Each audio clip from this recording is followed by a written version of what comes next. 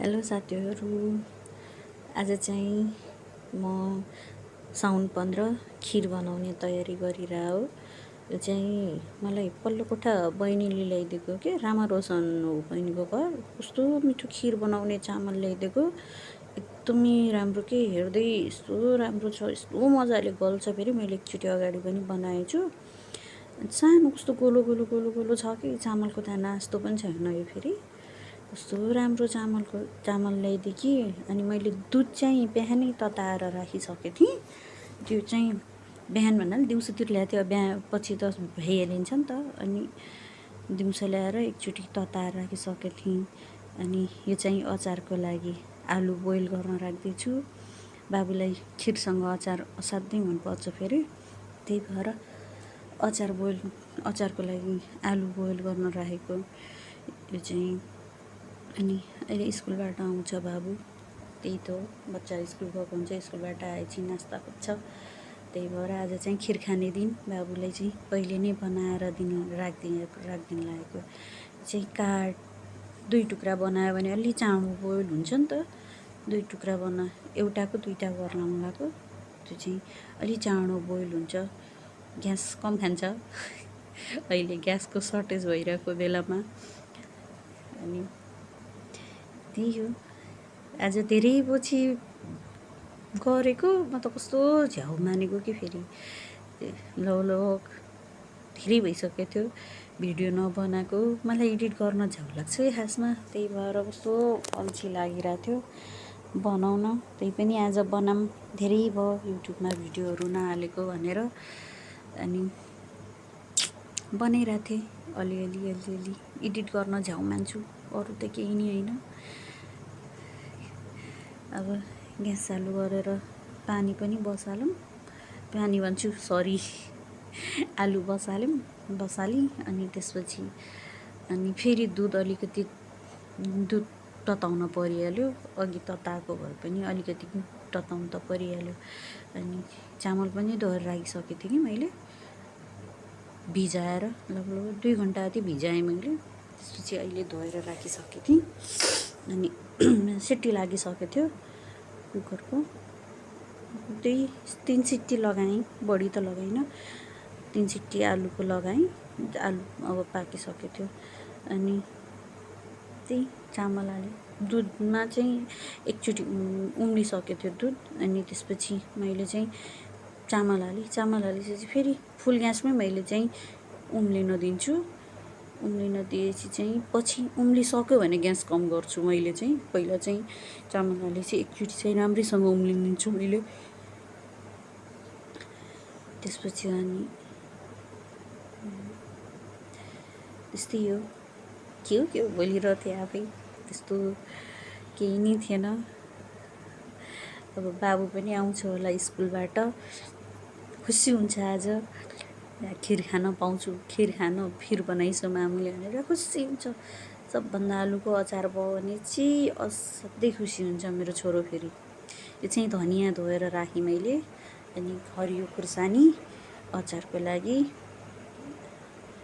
अनि मैले चाहिँ अब सबै चिजहरू गर्छु। प्याज मैले चाहिँ अचारमा खासमा हाल्ने भनेको आलु अनि प्याज अनि हरियो धनियाँ खुर्सानी, त्यति मात्रै हाल्छु मैले चाहिँ। त्यो काँक्रा गाजरहरू भयो, मटरहरू भयो, यो चाहिँ हाल्दैन मैले खास चाहिँ। कसैलाई मन पनि पर्दैन, बाबुलाई पनि मन पर्दैन। अनि मेरो भाइहरू छन्, भाइहरूलाई पनि मन पर्दैन, तिनीहरूले पनि यस्तै नै खान्छन्। अनि आलु चाहिँ मैले छिल्काएर अब त्यही स्लाइसेसहरूमा काट्छु। मैले चाहिँ लामो लामो काट्छु। बाबु पनि आएछ स्कुलबाट, अनि बाबु चाहिँ स्कुलबाट आउने बित्तिकै स्कुलमा के भयो भनेर भनिहाल्छ कि पुरै। आज यो भयो यस्तो भयो, मलाई यसले यस्तो भन्यो, आज यस्तो भयो, म्यामले यस्तो भन्यो, सारा कुरा गर्छ बाबुले फेरि। अनि म चाहिँ धनियाँ प्याज काटेँ, त्यसपछि धनियाँ हो यो हरियो धनियाँ पनि ठिक्क ठिक्कको, धेरै मोटो पनि होइन, धेरै बारिक पनि होइन, ठिक्क ठिक्कको धनियाँ काटेँ। अब पिरो हुन्छ नि त, हातमा पिरो लाग्छ भनेर खुर्सानी चाहिँ मैले ठ्याक्कै यसरी काट्छु। 1 को 2 बनाएँ, लामो धेरै ठुलो थियो खुर्सानी, त्यही भएर खुर्सानी चाहिँ त्यत्तिकै नै काटेँ मैले। खिर पनि हेर्नु न कस्तो राम्रो भयो, आगो गयो यसको चाहिँ, हावा गयो। बाबु कपडा धुम भनेर गएको, कपडा मिसेर भ्याएको थिएन, पानी परेर बाहिर। अनि म चाहिँ दौड्दै बाहिर आएँ, बाबुको कपडाहरू त्यस्तै छोडेर मिसेको त्यस्तै छोडेर आएँ। अब एकछिनमा चाहिँ गएर धोएर आउँछु, पखालेर पानी रोकेपछि पखालेर आइहाल्छु कपडाहरू।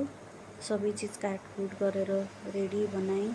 उता खिर पनि पाक्दैछ मेरो, कस्तो राम्रोसँग कस्तो लसरक्कै बनेको थियो कि। यो चाहिँ तिल भुट्न राखेको, तिल भुट्नलाई कस्तो लसरक्कै परेको खिर भयो त्यो, क्रिमी। यो चाहिँ मेरो छोरोले भिडियो बनाइरहेको थियो। पुरी बनाउन तेल थिएन, सनफ्लावर तेल। यो चाहिँ तेल ल्याएर आएको नजिकै पसलबाट। तिल चाहिँ मेरो मिक्सी बिग्रेको भएर सिलबट्टामा पिस्न पऱ्यो थियो मैले आज। अचानक खाने प्लान भएर सिलबट्टामा पिसेँ। अब खिर पनि पाक्यो, अब सायद चिनी हालेँ होइन मैले, हजुर चिनी हालेँ।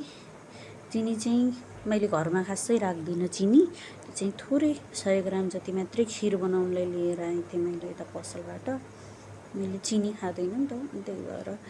अनि यो चाहिँ घिउ, मैले चाहिँ खिरमा हाल्ने भनेको यति मात्रै हो।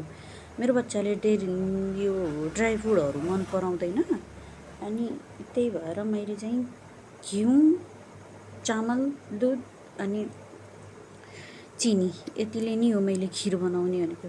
त्यो चाहिँ मैले कराईमा उसको भुट्नको लागि, झान्नको लागि तेल बसालेर गरेर थिएँ। खुर्सानी चाहिँ नुन हालेको, खुर्सानी र हल्दी गरेको थिएँ, म देखाउनु बिर्सेँ हजुरहरूलाई।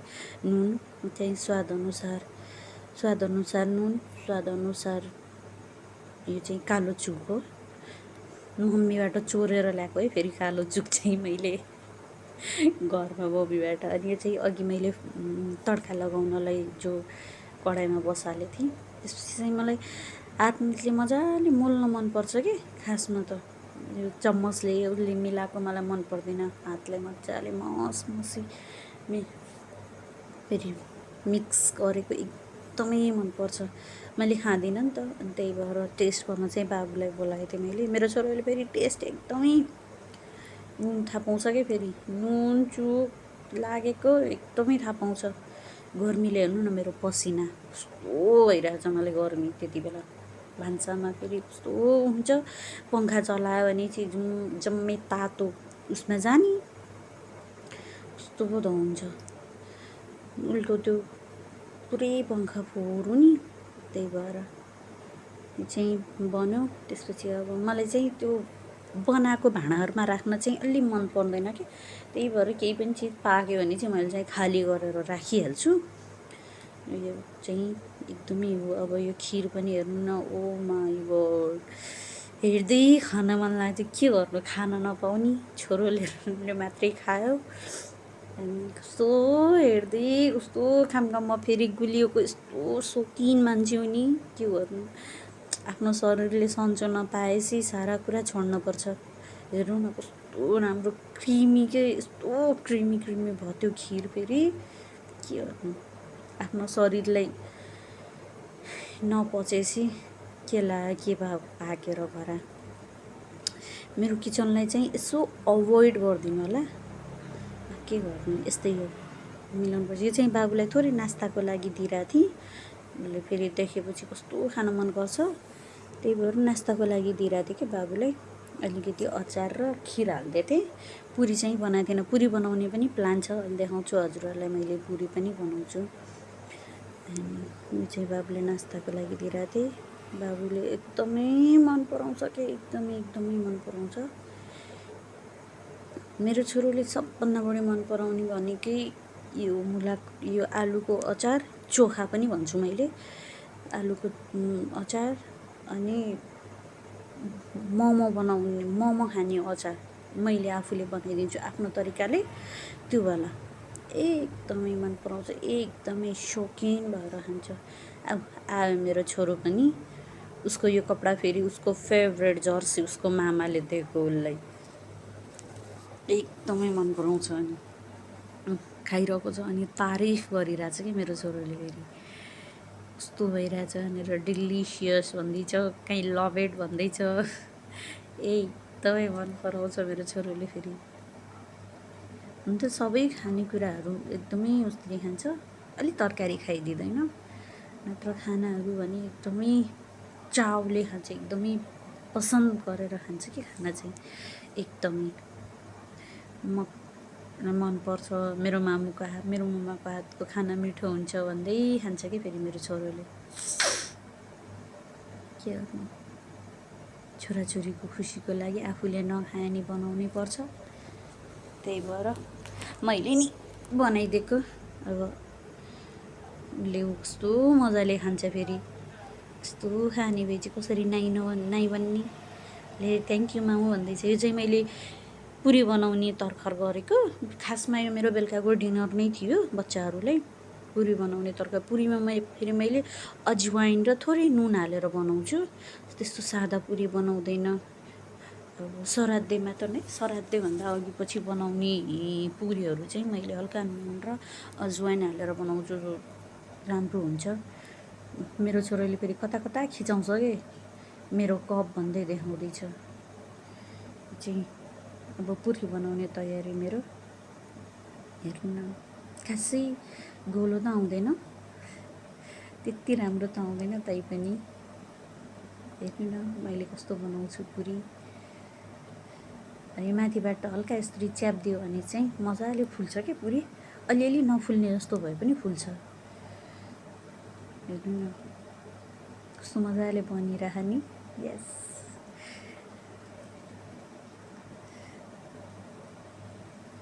हजुरहरूले पनि आज पक्कै पनि साउन 15 बनाएर खानुभयो होला खिर। हामीले पनि बनाएर खायौँ, खेलाएँ मैले त, खायौँ भन्दा पनि यत्तिको बनाएँ, राम्रै भएछ है। फुले भयो त्यो, त्यस्तो नराम्रो चाहिँ भएन, राम्रै भयो थियो। एकदमै पक्क फुले थिए पुरीहरू। अब यो चाहिँ पितृको नाममा अघि नै खिर र चाहिँ राखिसकेको थियो नि त, त्यही भएर पितृको नाममा अहिले चाहिँ बाहिर लगेर राख्छु मैले। यो चाहिँ बाहिर राख्यो भने कागहरूले खान्छ के अरे। अनि यो चाहिँ पुरी रेडी भयो, यो चाहिँ खिर अनि अचार। मेरो अब बेलुकाको डिनर चाहिँ रेडी भयो। अनि यता चाहिँ अब भाँडा, अभियस कुरा हो, खाना पकाइसकेपछि भाँडा जम्मा भइहाल्छ, अहिले सबै साफसफाइ हुन्छ। यो चाहिँ फोहोर फाल्न गइरहेको।